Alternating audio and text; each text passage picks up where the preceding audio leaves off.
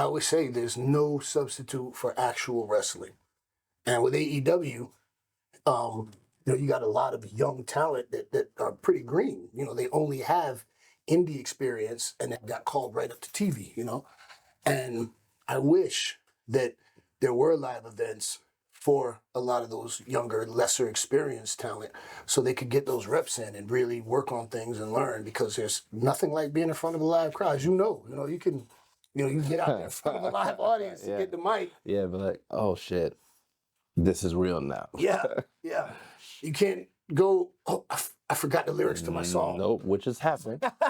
He was right there watching me, and then we had to just figure it out live.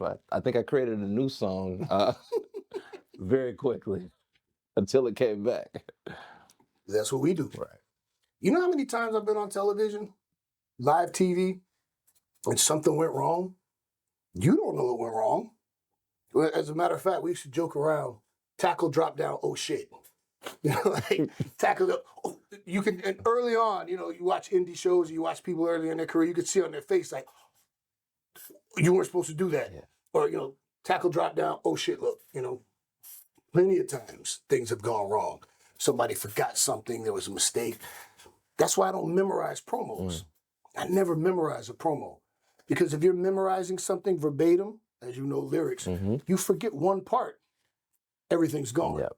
And you're scrambling in your head to figure out how to get back to where. So in my head, I'll have bulletin points. I'll have an outline of where I'm going. And then that's my map. But I've been out there. But one thing I told you, there was a time literally 10 minutes before we went out for Monday Night Raw, I'm opening the show. And the writer walks up and hands me 3 pages of dialogue, That's crazy. 10 minutes before we go live, 3 pages. I'm not going to remember this. And then 5 minutes, Bobby got done shooting his thing, and they go in and hand Bobby, Bobby, man, don't get that shit to Pete, man. Don't get that to me. You're not. And I went out there and just did it, with the beats that I had in my head. Happens all the time. But like I said, when you're at that level, you're expected to be able to go. And if you can't improvise, if you can't call it on the fly, if you can't make it work, you won't be there long, because I'm sorry, it's not acceptable. Yeah. You got to get the job done. There were some times where we would see you on TV, and this was, I believe, during the pandemic, so many times throughout the course of the show. So all of that, each time you came out and you were talking for 10 minutes, I think sometimes you might have been on commentary, you might have wrestled too.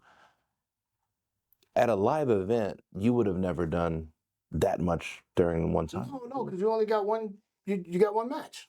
Okay. That's it. Yeah, you go out, you do your match, or you cut your promo, and that's it. For TV, you're doing backstage segments, and there's no commentary for live events. It's just... Oh, there's no one... Okay, there's no need. Commentary. Okay. Yeah, so you just go out there, you do your match, you cut a promo. Like a lot of the time, I used to like to cut promos to, season the crowd. So when the babyface comes out, they're already mad at me, Big Pop, Willow Moss, I would always come out and, cut a big promo, and I would have fun. I would always talk trash about the city or the people, or, and that makes it fun, because, then they go, oh, you suck, boo. Yeah, look, you're always hard on Louisiana. I know that much. That's the asshole of the United States. Yeah, I think what you famously called it, was it a toilet bowl? Yes. Yeah. Yes. I'm no fan of Louisiana. I don't care if you don't like me right now. I don't like your state. And the only time I ever go to your state is if I'm paid to go there. That's it. To hell with the boot. It smells like a boot. I'm a heel. What can I say?